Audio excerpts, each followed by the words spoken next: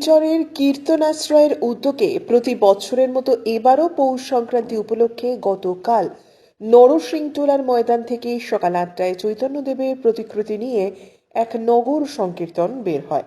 এই নগর সংকীর্তন শহরের প্রধান প্রধান সড়ক হয়ে আবার নরসিংটোলার ময়দানে ফিরে আসে। এখানে প্রচুর সংখ্যক পুরুষ এবং মহিলা ভক্তবৃন্দরা সামিল হয়েছিলেন।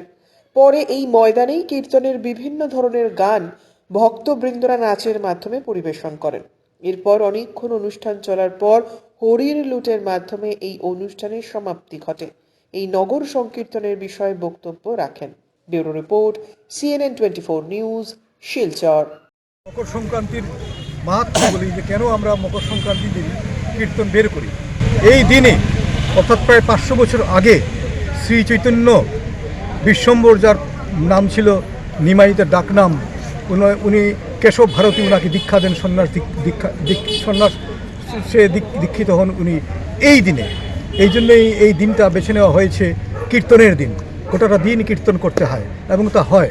আমরা নগরবাসী, যা ভাস্কর বলল, সংস্কৃতি, আমাদের যা পরম্পরাগত যা ঐতিহ্য রয়েছে এগুলো আমরা ভুলছি দিনের পর দিন।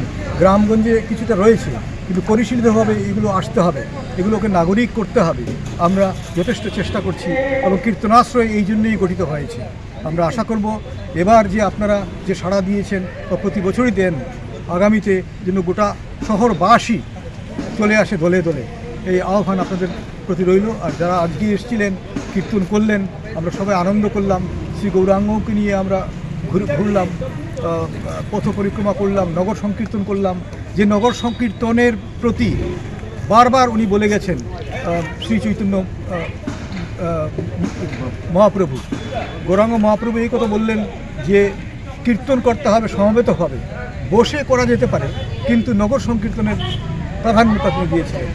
কীর্তনাশ্রয়ের পক্ষ থেকে সবাইকে আজকে শুভ মকর সংক্রান্তির শুভেচ্ছা জানাচ্ছি। আমরা প্রতি বছরের মতো আমরা এবারও আমরা কীর্তনে বেরিয়েছিলাম কীর্তনাশ্রয়ের পক্ষ থেকে।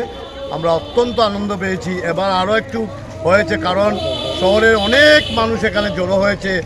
আপনারা দেখতে পারবেন অনেক কিছুই। তো অনেক মানুষ জড়ো হয়েছে, যাদেরকে আমরা আমন্ত্রণ জানিয়েছিলাম। এটা আমন্ত্রণের বিষয় নয়, তথাপিও আমরা হোয়াটসঅ্যাপ করেছিলাম। প্রত্যেকেই এখানে দলবদ্ধভাবে আমাদের পাশে দাঁড়িয়েছে। আর আমাদের পাশে দাঁড়ানো মানে শ্রী চৈতন্যের পাশে। আমাদের কৃষ্টি সংস্কৃতি রক্ষার্থে আমাদের এই লড়াই চলবে, থাকবে। এবং আশা করি যারা এসছেন তাদের কাছে আমি অন্তঃস্থল থেকে ধন্যবাদ জানাচ্ছি, কারণ আমাদের কৃষ্টি সংস্কৃতির লড়াইয়ের জন্য সবাই যেভাবে এগিয়ে এসছেন, আগামীতেও আপনাদের পাশে পাবো, এটা আমাদের দৃঢ় বিশ্বাস।